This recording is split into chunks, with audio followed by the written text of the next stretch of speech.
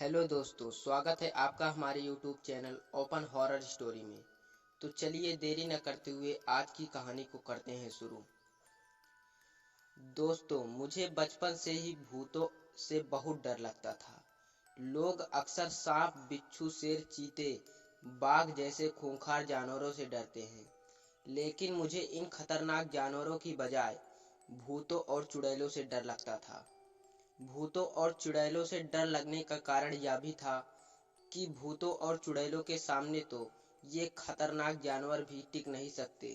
जब यह खूंखार जानवर आप पर हमला करते हैं तो आपको पता चल जाता है कि हमला किसने और कहां से किया है। लेकिन भूत और चुड़ैल तो आपको बिना देखे ही आपकी जान ले सकते हैं, आपका नामो निशान मिटा सकते हैं। हमारे गांव में भूतों की कहानियां की कोई कमी नहीं है। लोग अक्सर भूतों की कहानियां, चुड़ैलों की कहानियां कहते मिल जाते थे।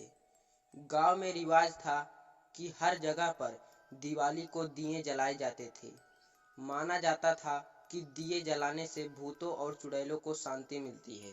लेकिन दीपावली में भी सूखे बरगद के पेड़ पर अंधेरा ही रहता था।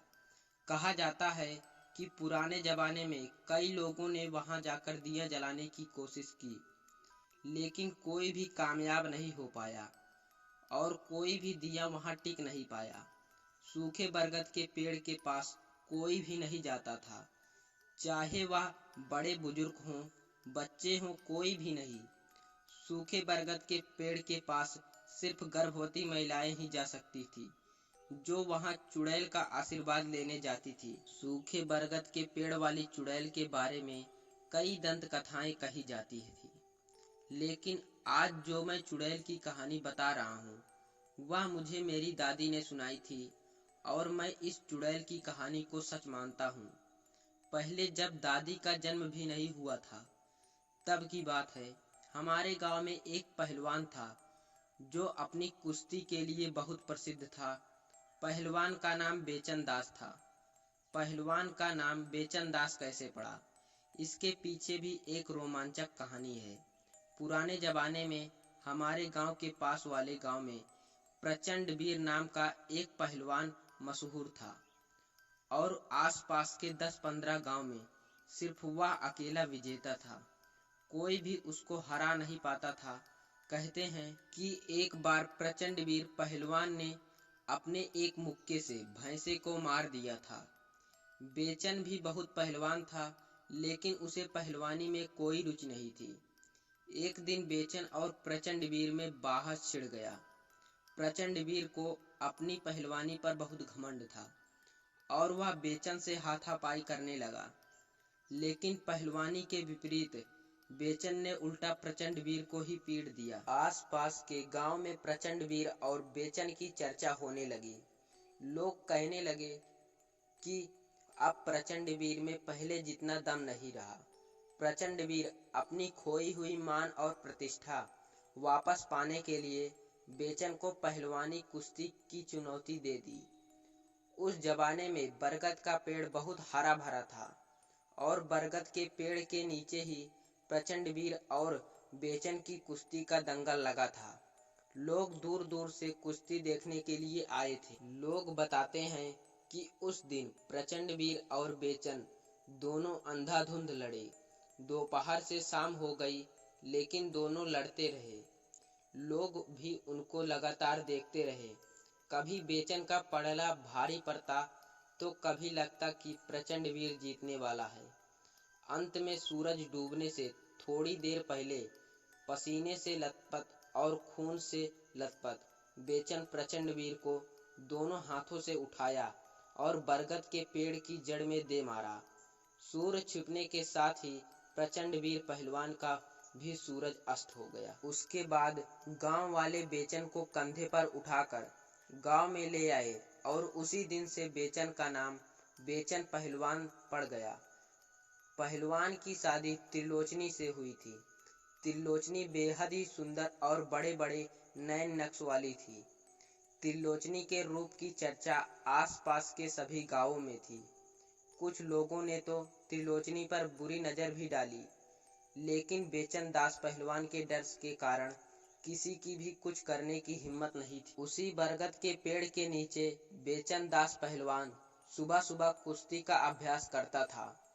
त्रिलोचनी उसका साथ देती थी। दोनों में बहुत ही अटूट और गहरा प्रेम था। गांव वाले उन दोनों पर बहुत गर्व करते थे। दोनों जीवन में बहुत खुश और संतुष्ट थे। लेकिन यह खुशी ज्यादा दिन तक नहीं रही। एक दिन बेचन दास पहलवान को किसी जहरीले सांप ने काट लिया और घंटे भर में ही पहलवान का पूरा शरीर नीला और ठंडा हो गया। त्रिलोचनी ने जब बेचन दास के मौत की खबर सुनी तो वह सन्न रह गई। न तो उससे कुछ बोला गया, न उससे रोया गया। उसी बरगद के पेड़ के नीचे बेचन दास पहलवान की चिता को आग के हवाले कर दिया गया। पहलवान के मरने के बाद लोगों को खुली छूट मिल गई थी। कुछ लोगों ने तो त्रिलोचनी को लुभाने के लिए बहुत प्रलोभ दिए, लेकिन त्रिलोचनी ने सबको करारा जवाब दिया। कई लोगों को तो सभी गांव वालों के सामने बेइज्जत भी किया। बेचन दास पहलवान के मरने के बाद भी वह उसी की थी। लगभग 2 महीने बाद पता चला त्रिलोचनी गर्भवती है। सभी लोगों को त्रिलोचनी के चरित्र पर शक होने लगा और इस शक का फायदा उन लोगों ने उठाया जिनको त्रिलोचनी ने सरेआम बेइज्जत किया था। उन लोगों ने खबर फैलाया कि त्रिलोचनी का यह बच्चा नाजायज है। गांव में पंचायत बैठाई गई। त्रिलोचनी ने गांव वालों को कोई सफाई नहीं दी, सिर्फ इतना कहा कि यह बच्चा पहलवान का ही है।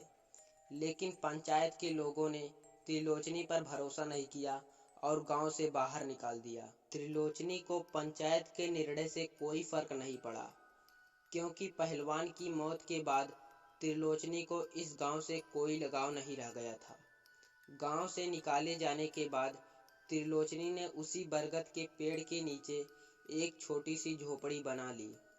वैसे भी पहलवान की मरने के दुख में उसने खाना पीना कम कर दिया था। उसका पूरा शरीर मात्र हड्डी का ढांचा ही रह गया था।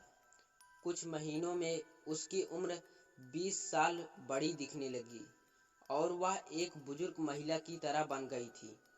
अस्त व्यस्त सफेद साड़ी में, झुर्रीदार चेहरे, खुले बालों में वह बहुत ही भयानक दिखती थी।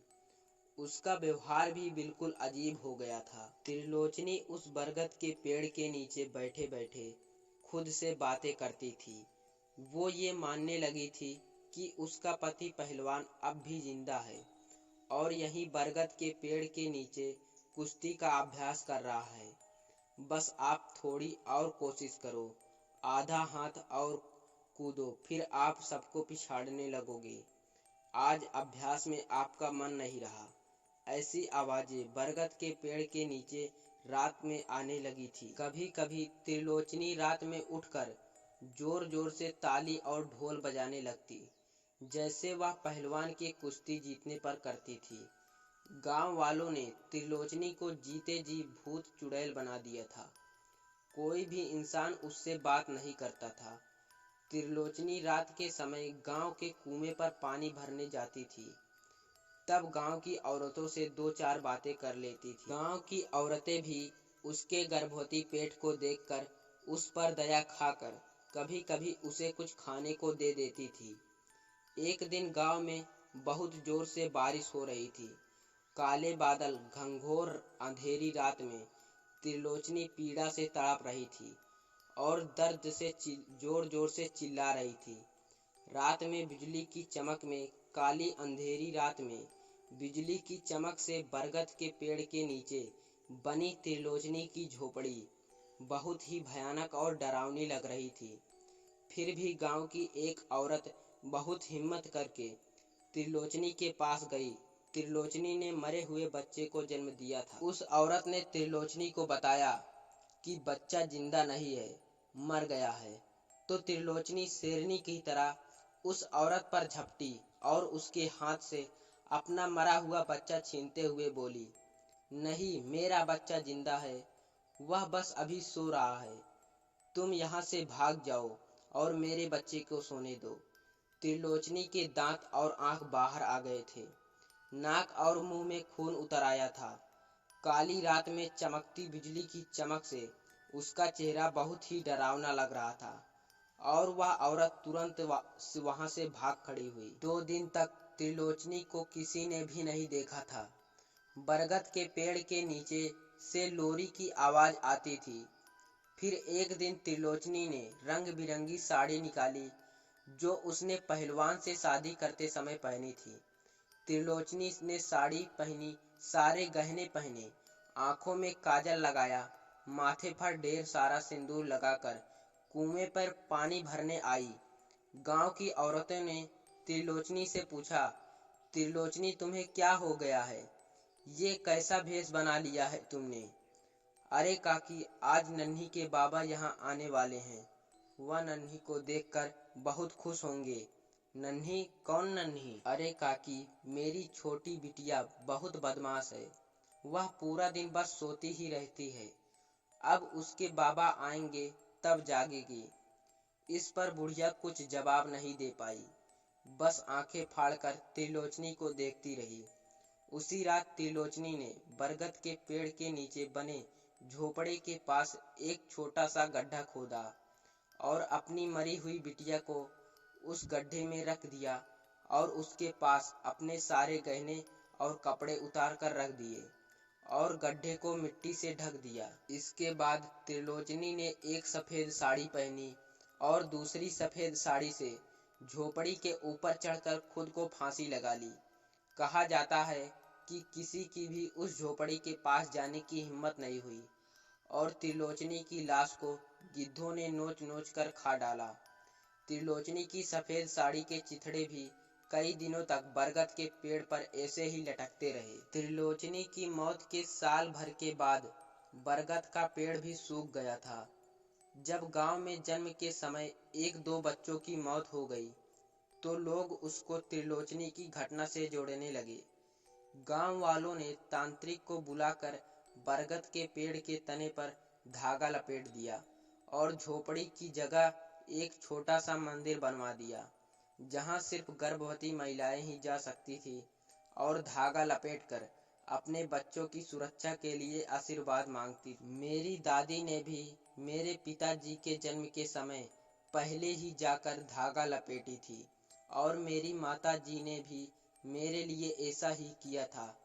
जब मैंने बहुत जिद की थी तब मेरी दादी ने मुझे यह कहानी सुनाई थी, जिसके बाद मैं कई रातों तक सो नहीं पाया था। आंख बंद करते ही बरगद का सूखा पेड़ और त्रिलोचनी की भयानक सूरत सामने आ जाती। उम्मीद करता हूँ आपको बरगद के पेड़ वाली चुड़ैल की कहानी अच्छी लगी होगी। वैसे बड़े होने के बाद मैंने भूतों प्रेतों पर विश्वास करना बंद कर दिया, लेकिन आज तक मेरी कभी हिम्मत नहीं हुई कि मैं उस बरगद के पेड़ को देखने जाऊं। तो दोस्तों, अगर आपको ऐसी ही कहानियां सुनना पसंद है तो हमारे चैनल को सब्सक्राइब कर लें। तो आपको मिलते हैं अगली वीडियो में, तब तक के लिए धन्यवाद।